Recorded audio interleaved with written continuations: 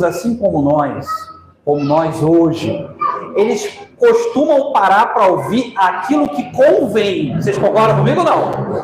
Eu vou mostrar aos irmãos que os discípulos, assim como nós, param para ouvir o que convém, o que é agradável, e depois não escutam muito bem o que Jesus vai falar, né? Então, quando nós temos dúvidas, sabe qual é o nosso maior problema quando nós temos dúvidas? É receber a resposta que a gente não espera. Eu pergunto, os discípulos receberam a resposta que eles estavam esperando? Não receberam. Eles esperavam outra resposta de Jesus com relação a casamento, com relação a outras coisas. É porque eles ouviam Moisés com a dureza do coração do povo. Então eles queriam outras respostas de Jesus, né? Então eles entenderam, bom, eu estou com Jesus, então eu estou salvo. Ora essa, eu estou seguindo Jesus, eu estou salvo. E agora ele vem dizer que para o rico aqui é difícil entrar no reino dos céus. E agora, o que vai ser de mim? Então, ter dúvidas não é um problema em si. Agora, do que Jesus está falando? Ele está falando de uma coisa muito importante, porque ele está falando desses primeiros versículos, no versículo 29, volta para o 29 aqui, meus irmãos. Ele está falando de outro assunto, que era uma indagação dos discípulos. Então, os discípulos continuavam com aquelas dúvidas. Então, o coração ter dúvidas não é problema. Ter dúvidas no coração sobre a vida cristã, sobre o futuro, ter o coração aflito sobre incertezas da vida, não é pecado. Pastor, como assim? A Bíblia fala para não estarmos ansiosos. A Bíblia fala para não colocarmos a nossa fé no futuro, colocarmos a nossa crença no futuro, no que vai acontecer, mas você ter o coração com dúvidas não é pecado. É você colocar o seu coração naquelas coisas. Entenderam a diferença? Aí que está a diferença. Onde está seu coração? O seu coração está em Deus ou está na sua incerteza de vida? Percebe? Ah, pastor, meu futuro é incerto. Eu sei. Pastor, o futuro do meu filho é incerto. Eu sei. Isso machuca você. O futuro da sua família machuca você, mas você está colocando o seu coração nisso ou no Senhor te traz a paz? Entenderam a diferença? Então, ter dúvidas, em princípio, não é problema. O coração, em primeiro lugar, o coração pode estar cheio de dúvidas. Então, Jesus vai falar no 29, em verdade lhes digo, aqui, quando Jesus fala em verdade, não significa que em outros versículos ele está mentindo. Ele está dizendo aqui, isso aqui não tem margem para outra interpretação. Isso aqui não é uma parábola. Isso aqui não é uma ilustração. Isso aqui não é uma alegoria. Isso aqui é verdade. Ninguém que tenha deixado casa, irmãs, mãe, pai, filhos ou campos por causa de mim, pelo Evangelho 30, deixará de receber 100 vezes mais já no tempo presente, casa, irmãos, irmãs, mães, filhos e campos, com perseguições, e na era futura a vida eterna. O que Jesus está dizendo é o seguinte: estar com ele é sempre a melhor opção. Amém, igreja? Tem dúvida? Vai até Jesus. Teu coração está cheio de dúvidas? Vai para Jesus, que a resposta é certa. Então vamos lá. Eles fizeram uma pergunta, algo difícil de se realizar. Jesus vai e fala da era vindoura, Jesus fala do futuro, fala dos últimos tempos, que naquele período eles ainda tinham um coração muito apertado sobre como seria o fim dos tempos. Porque eles não sabiam como ia ser o fim dos tempos, porque eles não tinham Jesus como a versão daquele fim dos tempos. Eles tinham outras versões, outros mitos culturais sobre a volta, sobre o fim de todas as coisas. Então vamos lá. Versículo 32. Pula para o 32, minha irmã, por favor. Um irmão só pode ler em voz bem alta, por favor.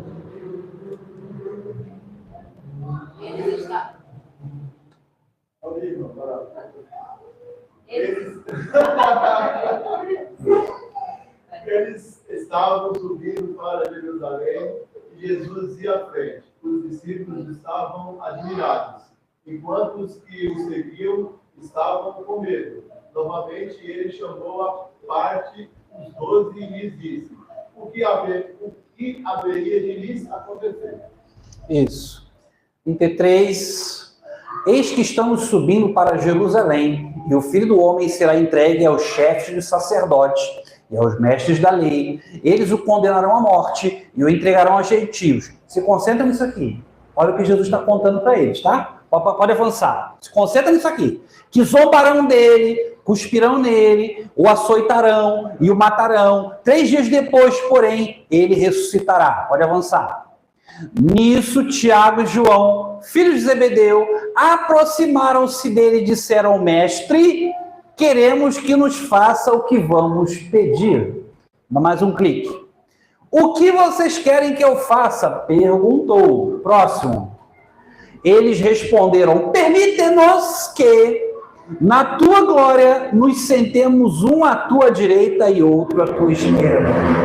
Deixa eu perguntar aos irmãos, o que essa pergunta, o que esse pedido tinha a ver com o que Jesus estava falando? Nada. Essa pergunta não tinha nada a ver. Ah, pastor, tinha a ver com escatologia, tinha a ver com o fim dos tempos, mas do que Jesus estava falando essencialmente? Ele começou falando sobre o fim dos tempos, sobre as coisas que estavam por vir, mas no que os discípulos prestaram atenção? Ele falou sobre o que no meio desse caminho? Ele ia o quê? Isso, queria sofrer, queria ser preso, queria morrer. Não é isso que ele fala? Mas no que eles prestaram atenção? Ah, vai ter o fim dos tempos. Ah, vai ter o fim dos tempos. No fim dos tempos, ele vai voltar, e vai ter a era vindoura e tudo mais, vai ter agora lá na eternidade. Eles começaram a prestar atenção só nisso. Mas o que Jesus queria dizer para eles aqui não tinha nada a ver. Porque Jesus está dando um aviso. Ele está deixando um aviso muito importante. Distrai. Às vezes você não concentra naquilo que Deus espera de você. Você não foca a tua vida naquilo que Deus quer que você preste atenção. E os discípulos vão até Jesus, o que eles fazem? Senhor, qual foi a pergunta? Repete aqui, um irmão só pode ler. Olha a pergunta aqui, pode ler a pergunta. Pode ler o texto todo, por favor, o versículo todo. Eles responderam: permite-nos que na tua glória nos sentemos à tua direita e o outro à tua esquerda. Às vezes, enquanto pessoas, seres humanos na Terra, a gente não presta atenção ao que realmente importa. E o nosso coração está voltado para o que não é o que Deus espera de nós. Eu dou um exemplo, quer ver uma coisa corriqueira? Eu quero ver um exemplo. Quando meu pai faleceu, eu fui contar para uma irmã da igreja que meu pai estava internado, e meu pai já estava nos últimos dias, né? E eu estava indo visitar no hospital e tudo. E meu pai não tinha morrido ainda, meu pai estava vivo. Mas as notícias não eram boas, né? E eu também, a família, a gente já estava começando a se preparar para a possibilidade de ficar sem ele, porque era uma coisa real, né? A gente não estava iludido, né? Eu já tinha visto o estado dele no hospital, né? E realmente a família estava começando e eu estava pedindo a Deus para confortar minha família se fosse o caso, né? Aí eu fui conversar com uma irmã da igreja. Ah, mas meu pai está assim, assim, assim, conversando, uma senhora já, né? Sabe o que ela falou para mim? Ah, eu era pastor? Já era pastor. Ah, pastor, mas sabe o que eu acho importante agora? O que seria, meu irmão? Sabe o que é importante agora? É importante a sua mãe começar a se preocupar como é que vai ser a vida de viúva. Como é que é, meu irmão? Meu pai nem morreu ainda. É essa palavra que você quer dar para mim, para minha mãe se preparar para a vida de viúva. Meu pai ainda está vivo. Morreu, pode morrer, mas você percebe o que Jesus falou para os discípulos? Eu vou morrer. Ele não falou isso, meus irmãos. Ele falou isso claramente. Eu vou morrer. Jesus fala, eu vou morrer, e vai os dois lá. Deixa um sentar uma à direita, outra à esquerda. Vocês estão entendendo? Onde é que estava o coração desses discípulos? Distraído. Eles não estavam prestando atenção na mensagem que Jesus estava mandando. Olha, vocês vão sofrer por amor a mim, mas vocês vão ser recompensados por amor a mim, 100 vezes mais. E eu vou morrer. Jesus falando, né? Eu vou morrer, vou ser cuspido na cara, vai acontecer isso, vai acontecer aquilo. Aí vem os dois e pergunta se eles podiam sentar ao lado dele na eternidade. Percebe? Então, quantas vezes a gente tem essa coisa, né? A gente olha para o que está errado, olha para uma coisa que não é aquilo que Deus espera da gente. Onde está o seu coração, meu irmão? E eu vou além, onde está o coração da igreja? Às vezes a igreja está distraída. Às vezes há igrejas que se concentram absurdamente em fazer eventos. Evento é bom, é maravilhoso, é ótimo, é legal, chama as pessoas e tal, mas pode ser uma distração às vezes. Cadê o evangelismo? Cadê a pregação da palavra? Cadê o discipulado? Cadê a oração? Não tem. Mas ele percebe? Então, meus irmãos, vamos pensar o seguinte, se por acaso eu conseguir trazer a Ana Paula Valadão aqui, vai caber gente dentro dessa igreja? Ué, por que não? Porque é a força do evento. Ah, pastor, isso não é de Deus? Claro que é uma serva do Senhor, uma mulher abençoada, canta, mas a igreja tende a ter esse vício de focar em coisas e viciar em coisas que não é aquilo que o Senhor espera, necessariamente. Pode ter o evento? Pode, mas tem que pensar em salvação das almas também. Por quê? Porque o coração da igreja está muito voltado, porque não é aquilo que Deus espera. Percebe? É o que eu falo para os embaixadores. Não adianta, se vocês não virem para a reunião, acabou o passeio. Eu não vou ficar levando embaixador para passeio o tempo todo, vocês não ficarem vindo na reunião, sinto muito. Não faz sentido, cadê o foco? O foco é ouvir a palavra, é orar, é trazer os coleguinhas para ouvir a palavra de Jesus. Depois eu levo para o passeio, levo do meu bolso, se possível. Se eu tiver condição, pago do meu bolso. Porque teve a palavra, estão interessados na palavra, estão focados no que é verdade, mas só para passeio. Não dá, né, meus irmãos? Entende? Então, às vezes, a gente está tão distraído com coisas, né? Coisas e para pensar no teu coração nas coisas que você, por exemplo, nas páginas que você segue nas redes sociais. Faz uma lista das 10, 15 páginas que mais aparecem na tua internet para você ver onde está teu coração. Onde está focado o seu coração. Você vai parar para ver, então faça uma limpa. Conselho de pastor, faça uma limpa nas suas redes sociais. Tem coisas que estão aparecendo no teu celular que não deviam estar aparecendo mais. Então comece a fazer a limpa, porque isso mostra onde está teu coração. E eu posso falar tanta coisa aqui, né? Então às vezes a gente não liga para o que é importante, né? A gente não liga para o que é importante. Às vezes a pessoa está lá doente, né? Alguém aqui já recebeu ligação do patrão quando está doente? E aí, você vai vir trabalhar hoje? Ah, não vou não. Estou doente, eu tive que levar meu filho no hospital. Eu cheguei no hospital 2 da manhã, saí do hospital 9 horas, saí do hospital meio-dia, não fui trabalhar hoje porque meu filho não está bem, e eu tenho que dar remédio para ele. O que o patrão fala? Mas você vai vir trabalhar amanhã, não vai? Você vai vir trabalhar, não vai? Agora eu te pergunto, onde é que está o coração dessa pessoa? Percebe? Não é assim? E a gente é assim às vezes com as pessoas. Não é verdade? A gente é assim com as pessoas. A gente olha para aquilo que não é o certo.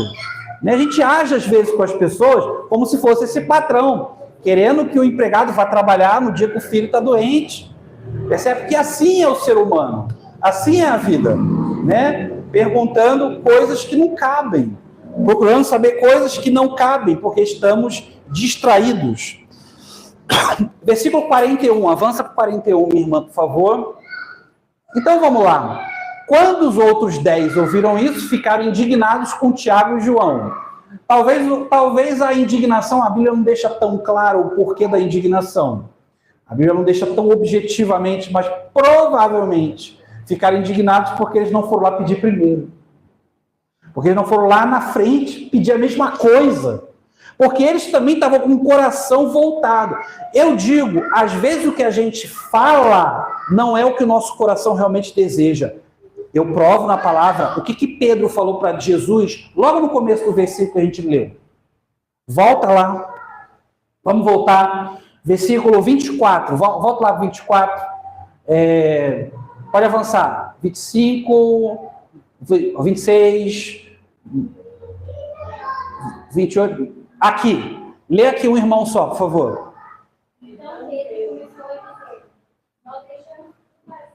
Não deixa. Tanto não deixa que negou Jesus horas depois.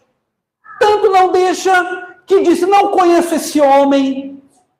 E Jesus está falando, olha, vocês vão ser seguidos, vocês vão abandonar, a família de vocês pode rejeitar vocês, pode acontecer isso, né? Então, o que a gente fala não é necessariamente o que o nosso coração quer. Porque Deus conhece esse coração aqui. E porque Pedro podia encher o peito e falar na frente de todo mundo, não, a gente vai te seguir, o senhor vai morrer, vai nada que eu não vou deixar. Eu não vou deixar, vou pegar uma faca, vou pegar uma espada, vou cortar a orelha do sujeito lá, como ele fez, né? Mas quando foi a Vera mesmo, como diz a expressão, negou. Então não faz tudo por Jesus. Jesus conhece esse coração. Então às vezes a gente fala, porque comigo é assim. Não, contigo não é assim. Você tem que fazer por Jesus primeiro. Para mostrar o que é no seu coração, você tem que ter atitudes.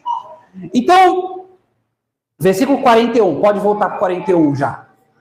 Quando os outros 10 ouviram isso, ficaram indignados com Tiago e João. Avança, por favor. 42, Jesus os chamou e disse, vocês sabem que aqueles que são considerados governantes das nações as dominam, e as pessoas importantes exercem autoridade sobre elas. Pode avançar. Não será assim entre vocês, ao contrário, quem quiser tornar-se importante entre vós, deverá ser seu servo. Vamos lá. Às vezes, o nosso coração está cegado pela vaidade. O que os discípulos queriam? Ser grandes. Eu pergunto aos irmãos, em primeira instância, querer ser grande é um pecado grande que Jesus condenou? Pensando em responder. Querer melhorar, querer estar num lugar de destaque, será que isso é necessariamente um pecado? Eu vou além. É pecado você querer uma melhor posição na empresa que você trabalha? Então você quer ser grande. Percebe? Você que é estudioso, você que é jovem, está estudando na faculdade. Deixa eu perguntar aqui. Alguém aqui estuda pedagogia? Estudou pedagogia? Pedagogia. Muito bem, pedagogia temos aqui as irmãs, irmã Eduarda. Irmã Eduarda, a irmã acharia legal se o presidente da República nomeasse a irmã ministra da Educação? Então não é pecado, vocês percebem? Não é pecado porque ela se preparou a vida inteira para isso. Ela se dedicou a vida inteira para isso. Então não foi isso que Jesus criticou nos discípulos. A crítica de Jesus não foi essa. Foi porque eles queriam ser grandes do jeito errado. As nossas motivações para termos uma vida melhor é que mostram o nosso coração. Entenda, eu quero crescer na vida, mas Jesus viu seu coração do porquê você quer crescer. Entenderam? Às vezes a gente quer crescer para mostrar, porque é uma vaidade, é um sentimento. Quer ver um exemplo? Vou dar um exemplo bobo aqui que os irmãos vão entender rapidinho. Eu pergunto aos irmãos, vamos supor que daqui 20 anos o pastor Wagner seja chamado para ser presidente da Convenção Batista Brasileira. Vamos supor. Eu pergunto aos irmãos, seria legal ou não seria legal isso aí? Mas eu pergunto, quem é que está vendo o meu coração? E hoje, eu não galgo nada disso. Eu não fico pensando nisso. Quero ser presidente da convenção. Percebe? Agora, se eu penso assim, o que eu posso contribuir? Entenda, o que eu posso contribuir para ser bênção nessa função, como eu sou na igreja? Se for para ser maldição, eu não quero. Entende? Esse é um pensamento. E se eu pensasse assim, eu quero ser presidente porque é meu sonho e porque eu fiz de tudo que foi possível e porque eu sou bom, eu mereço. Deus está vendo, não está? Entendeu a diferença? Então, Deus está vendo o seu coração onde você está. Deus está vendo como o jovem que fala, Senhor, me dá um carro. Senhor, me dá o carro. Ele não vai dar se a motivação do teu coração for perversa. Então, o nosso coração, às vezes, está cego pela vaidade. Tanto estava cego para esses discípulos, que eles não prestaram atenção no recado maior, que era seguir Jesus, tomar sua cruz. Eles não ouviram isso. Eles ficaram concentrados no que convinha. Não em perder o seu Senhor, que o seu Senhor ia embora, mas ao mesmo tempo o Senhor ia ressuscitar. Olha que recado lindo, eles seriam testemunhas do Rei, do Senhor ressurreto. Eles iam ser testemunhas do Senhor que viverá para todo sempre, sempre viverá. Eles conviveram com Jesus, mas não. Eu quero sentar do lado, eu quero sentar à direita. Então a gente está tão concentrado naquilo que não é o que Deus quer para nós, é por causa do nosso coração. Onde é que ele está? Está no lugar errado. Nosso coração está focado em coisas que Deus não espera de nós. Percebe? Quer ver uma coisa do trabalho? Por que a gente quer ser promovido no trabalho? Para ganhar mais, não é verdade? Sinto muito, mas a gente não vai ser promovido assim. Ninguém é promovido assim. Ou você melhora o teu desempenho, ou você mostra que você vai dar conta do serviço, vai dar conta da função, ou você não será promovido. Alguém que já foi promovido assim, meu filho nasceu, eu quero ser promovido. Casei, eu quero ser promovido. Alguém já foi promovido assim? Ninguém. Agora, melhorei meu trabalho aqui, minha entrega, eu estou desenvolvendo mais, eu aprendi coisas novas, eu estou estudando, eu estou aprendendo, eu acho que eu merecia avaliado, eu acho que eu poderia ser considerado. Cadê o coração dessa pessoa? Ela está em ser melhor ou está apenas em melhorar a vida financeira? E o patrão não vai te dar nenhuma promoção, só se a motivação for só o dinheiro, percebe? For só a vida financeira. E na vida cristã, Deus ele vai nos honrar. Deus ainda vai honrar muitas vidas dos irmãos aqui. Eu creio nisso. Deus vai fazer coisas maravilhosas nas vidas dos irmãos. Mas peça para Jesus sondar teu coração. Do porquê que você quer isso, do porquê que você quer aquilo. Feche seus olhos, por favor. Vamos orar a Deus.